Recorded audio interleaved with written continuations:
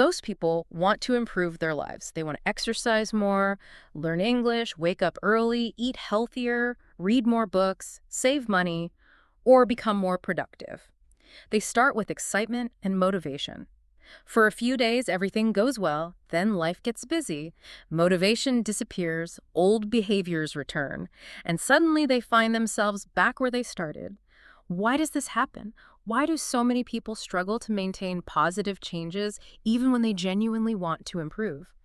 Today, we're exploring the surprising reason.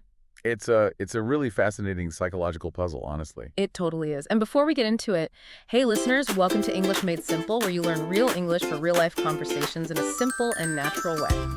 Today, we are taking a deep dive into the actual mechanics of the brain, Right. unpacking exactly why our willpower constantly fails us and, how to engineer lasting change. Yeah, I'm really glad to be here for this one because this topic, I mean, it resonates with absolutely everyone. Oh, 100%. We all have that massive gap between the person we currently are and the person we desperately wish to be. Yeah. Right. We start out thinking we have to become this completely different person overnight. Yes. Someone who just suddenly has endless discipline. Exactly. Like some unbreakable machine. Right. And, if you're listening to this and you're thinking about, that gym membership you completely abandoned by mid-February. We've all been there. Right. Or the language app you haven't opened in, 3 months? Don't feel guilty. No, definitely not. Because what we usually do is blame ourselves. And I really want to push back against a lot of that toxic hustle culture you see on the internet. Oh, it's everywhere right now. It is. You constantly hear these voices shouting that, if you fail, it just means you didn't want it enough. Yeah, that slipping back into your old routine is somehow a character flaw. Exactly. It's just a really harmful narrative. And more importantly, it's fundamentally biologically incorrect. Wait, biologically? Yeah. Slipping back into old habits is actually a biological default. It has absolutely nothing to do with your core desire to improve or, your worth as a person. Okay, that is a huge relief to hear. Right. The real problem is just that we rely way too heavily on initial excitement to carry us through. Ah, yeah. Motivation. Exactly. We try to overhaul our entire lives all at once, like committing to studying English for 2 hours a day or radically changing our diet literally overnight, And it works for maybe a week. if you're lucky. Right. Because that motivation is running so high. But motivation is just an emotion, and emotions fluctuate constantly. They absolutely do. So the lesson is simple. Motivation is a temporary spark, but it can't keep the fire burning forever. Which is such a perfect way to put it. And that brings us to a really crucial distinction, which is the difference between our goals and our habits. Okay, let's break that down. So we have to separate the desired outcome, what we ultimately want to achieve in the future, from the daily execution. The minute-by-minute routines, basically. Precisely. Because we actually have two completely different systems in our brain managing this. There is the wise planner, Yeah. and then there is the impulsive toddler. I love that framework. So the WISE planner is, it's the analytical, slow, future-focused part of us, right? Yes, it's the part that sets those grand, beautiful goals for your life. But the problem is you can't use the planner for everything. No, you can't, because then you have the impulsive toddler, and the toddler is your autopilot. Right. The toddler absolutely does not care about tomorrow, doesn't care about your 10-year financial plan or your fitness goals. It only cares about right now. Exactly. What feels comfortable and rewarding in this exact specific moment. Okay, so a real-life example of this would be setting an alarm for 6:30 a.m. to read an English book. That's a goal set by the WISE planner. Right. The planner goes to sleep feeling extremely proud of itself. Yeah. But then the next morning, the alarm goes off, and you automatically reach for your phone to scroll social media for 20 minutes before you even sit up. We've all done it. That is a habit being run entirely by the toddler. 100%. And understanding this split matters so much. Because if you want to create genuine change, you have to shift your focus away from those grand, future-oriented goals. You have to look at the tiny stuff instead. Exactly. You have to zoom in on the mundane sequences of actions you just do without thinking. So if you remember one thing from this section, let it be this. You don't need to change who you are. You just need to change what you do on autopilot. That's spot on. But, changing that autopilot feels incredibly difficult. Why is the toddler so stubborn? Well, to understand that, we have to look at the physical limitations of the brain itself. The brain is basically obsessed with saving energy. Okay. You can imagine the human mind as this really dense, lush, overgrown jungle. A jungle? Okay, I like that visual. Yeah. So whenever we use our wise planner to make a deliberate, conscious decision, like choosing a salad over a burger or deciding to study instead of watching TV, we are essentially forcing our way through that thick jungle. So making deliberate decisions costs biological energy. An immense amount of it. Mm-hmm. And the brain absolutely hates expending energy. So making a new conscious choice literally feels like you are hacking through undergrowth with a machete. Wow, no wonder it's exhausting. It It is. makes me think of like trying to drive a regular car off-road. Oh, that's a great analogy. Right, if you take a car into a wild, muddy field, it's going to burn way more fuel, spin its wheels, and just struggle a lot more than if you were cruising on a smoothly paved street. That is exactly what happens. Mhm. The off-road driving is your wise planner at work. So you have to anticipate that mental fatigue. Yeah. When a new behavior feels exhausting, it's not because you are weak. It's just your brain actively trying to conserve energy. So the takeaway here is that your brain is inherently lazy, and that's actually a built-in survival mechanism, not a personal failure. Absolutely. But then, how do we get out of the jungle? How does the brain solve this energy problem? Well, by physically transforming our behaviors over time through repetition. Because every single time you hack your way through that jungle, you trample down the plants a little bit. Right, so a rough dirt trail starts to form. Exactly. And every time you repeat the action, you clear the path more, the weeds die back, the ground gets harder. Yes. And eventually that dirt trail becomes a paved street. And if you keep doing it, it turns into a massive multi-lane highway. Oh, wow. So the first day you try a new hobby, you're bushwhacking without machete. But after years doing it, it's just a smooth, effortless highway. Which perfectly explains why changing behavior as an adult is so uniquely hard. Oh, yeah. Because an adult's brain is already crisscrossed with these super rigid, entrenched highways. We've spent decades paving certain roads. We really have. So, the lesson is simple. Repetition physically paves the roads in your mind, turning conscious effort into a comfortable highway. Right. But this actually raises a really important question. If these automatic highways are so incredibly easy to use, why do we keep trying to hack through the jungle using sheer willpower? Oh, that's a good question. I guess because we severely overestimate the wise planner. Yes. Like, we think we can just force our way through every single day through pure grit. And that is the hidden problem with relying on willpower. The wise planner is essential for complex tasks. Things like, parallel parking in a tight space or doing your taxes. Things that require real focus. Right. But the planner burns out remarkably fast. Yeah. So relying on it for everyday behavioral changes is just completely unsustainable. It's like you're taking your absolute best, most highly paid executive strategists and forcing them to sweep the floors every day. Yes. Eventually, they are going to quit. That is exactly it. If you remember one thing from this section, let it be this. Your willpower is a highly paid strategist, not a day laborer. Don't exhaust it on daily chores. Because when the willpower inevitably fades, which is usually around, 3:00 p.m. or after a long day at work, Pretty much, yeah. guess who takes the wheel? The impulsive toddler. And the toddler hates hard work. When the planner is tired, the toddler just takes the widest, easiest brain highway toward whatever offers a familiar reward. Like buying a cookie with your afternoon coffee. Exactly. Even though your wise planner explicitly said that morning, we are eating healthier today. Right, but the planner is exhausted, so the toddler takes the highway because the cookie's tasty right now. You just can't out-argue the toddler in that state. You really can't. You have to stop trying to out-discipline it. You have to work with the toddler, not constantly fight against it. So the takeaway here is that brute forcing discipline is like arguing with a toddler. Eventually, you will always give in. Always. So how do we actually work with it? Like, does the toddler just run around randomly, or does it follow instructions? It follows incredibly specific instructions. We call these the start buttons of the brain or context cues. Okay, triggers. Yes, triggers. Habits are always set in motion by triggers. This matters so much because triggers tell the toddler exactly when to start walking down a specific highway. So like unlocking your screen the literal second you see your phone sitting on a table. Exactly. Or automatically reaching for a seatbelt the moment you sit in the car. You don't sit there and debate it. The context triggers the action. So the practical application is that we need to deliberately design triggers for our new goals.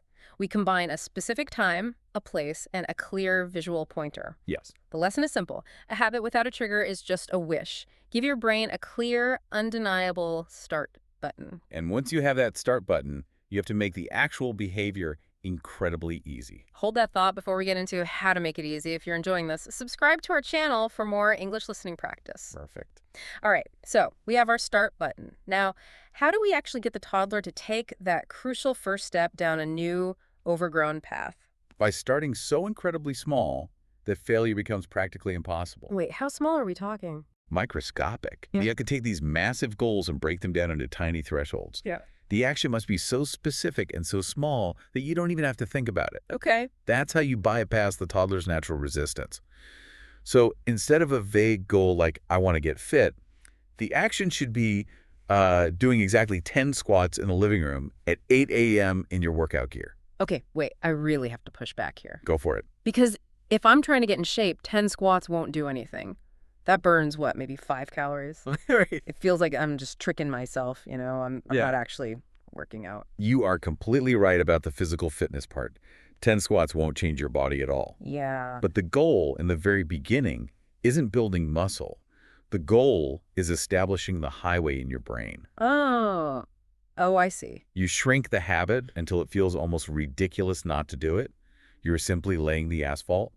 Once that highway is built, you could easily drive faster and longer on it later. Okay, that is a massive paradigm shift. So I'm not working on my body yet. I'm working on the infrastructure of my brain. Exactly. If you remember one thing from this section, let it be this. Make the hurdle so incredibly low that you can simply step right over it. And this leads right into why tiny habits create massive long-term results. It's all about the compounding nature of these actions. Because if you aim extremely high and fail, you're just left at 0. Right. If I try to work out for an hour every day and I quit on day 4, I've accomplished almost nothing for the year. Exactly. But improving just a little bit consistently, that adds up over months and years. Think about saving money. Oh, yeah. If you try to save a massive chunk of your paycheck all at once, you feel totally deprived. You get stressed, you give up, and you spend it all. But if you just save a tiny, unnoticeable amount automatically every week, It compounds into a fortune over a decade. so you shift your perspective from expecting overnight transformation to valuing sustainable growth. So the takeaway here is that tiny, consistent actions build empires, while grand, unexecuted plans build nothing. Exactly. And as you keep executing those tiny actions, something amazing happens. Difficult actions actually transition into effortless behaviors. This is that shift from a conscious routine to an automatic habit, right? Yes, exactly. But let's clarify this, because the action itself, like eventually doing a full workout, that still requires physical energy, doesn't it? Oh, absolutely. The physical friction is still there. You'll still sweat, Right. but the mental friction disappears. The actual decision to do it no longer feels like a heavy chore. So you don't waste precious energy standing in your living room debating with yourself for 20 minutes whether or not to exercise. Right, you just do it. That's why you push through the initial phase of a new routine. The lesson is simple. You are trying to eliminate the mental chore of deciding, not the physical effort of doing. I love that. And to achieve that automaticity, we need to build systems instead of chasing motivation, Precisely. which sounds like the ultimate collaboration between our wise planner and our impulsive toddler. How does that actually work? Well, you use the Wise Planner initially to construct the trail and set up the system, and then you let the toddler initiate the action effortlessly based on the triggers. Okay, so an example would be the planner lays out the exercise gear right next to the bed the night before. Perfect example. And then the next morning, the toddler wakes up, feels totally unmotivated, but sees the gear, which is the trigger, and just automatically initiates the routine. Exactly. You design your environment to guide your autopilot. If you remember one thing from this section, let it be this. Use your Wise Planner to build the system and let your toddler run it. That makes total sense. But we have to be realistic about the timeline here. How long does it actually take to build these highways? Because we always hear consistency beats intensity. Yeah, the timeline varies. Forming a habit can take anywhere from 15 to 250 days. Wait, 250 days? Yeah, depending on the person and the habit. Wow.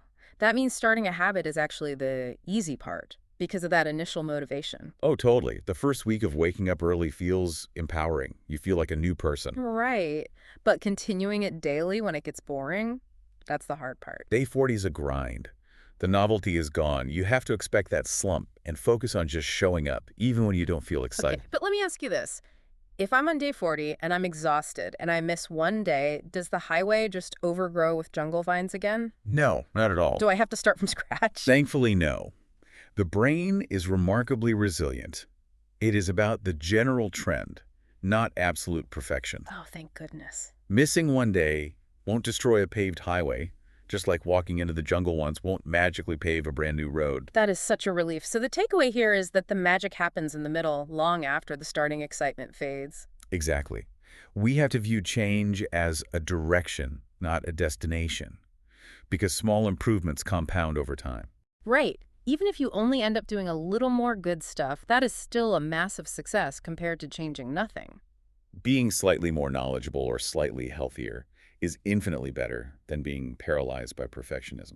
The lesson is simple. As long as you are moving in the right direction, you are succeeding. But to make sure we keep moving in that right direction, we have to talk about the psychology of lasting personal transformation. Okay, what does that involve? It means we have to make the hard thing pleasurable. Ah, because the toddler needs instant gratification. Exactly. If the toddler doesn't view a behavior as rewarding right now, it simply won't want to repeat it tomorrow. And since good habits rarely offer instant gratification. Right, the reward for learning English or getting fit is usually months away. Exactly. So you have to artificially attach immediate pleasure to the action. Oh, I like this. So it's like only allowing yourself to listen to your favorite podcast while you're working out, or Yes. doing your boring budgeting while drinking a really nice coffee, or waiting for a video game to load. Perfect examples. You pair a difficult, long-term task with an immediate, short-term joy. You are essentially hacking your brain's reward system, So if you remember one thing from this section, let it be this. If you want a hard habit to stick, you have to make the process itself enjoyable. which brings us to the final piece, Mm-hmm. creating habits that actually stick. This is really the ultimate formula for change. The culmination of everything we've talked about. Yes, it's combining four things: Mm-hmm. ridiculously small actions, clear context triggers, regular repetition, and an element of pleasure. Okay, let's put it all together in one example. Say I want to read more English books. Okay. First, the trigger. I leave the book directly on my pillow in the morning.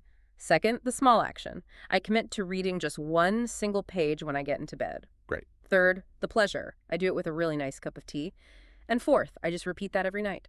That is a perfectly engineered system. You can audit any behavior using this exact framework.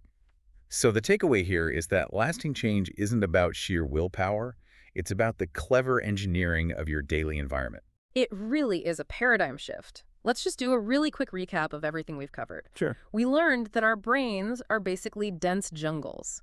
Willpower is our wise planner, but it burns way too much energy to use all the time. Right. The secret to change is using simple triggers to trick our impulsive toddler into taking tiny, pleasurable steps until they become automatic highways. It's all about working with your biology rather than fighting it. Absolutely. So as we wrap up, I have some questions for you, the listener, to really think about. What habit are you currently trying to build? What small action can you start today? Which lesson from today's episode stood out to you the most? And did you find this episode helpful? Those are fantastic questions to reflect on. And remember, you don't need to reinvent yourself overnight. Exactly. Change happens one tiny step at a time. So next time you slip back into old routines, don't beat yourself up. Just remember your brain is a jungle, and it's simply time to start clearing a new path. But before we go, I want to leave you with one final thought to explore.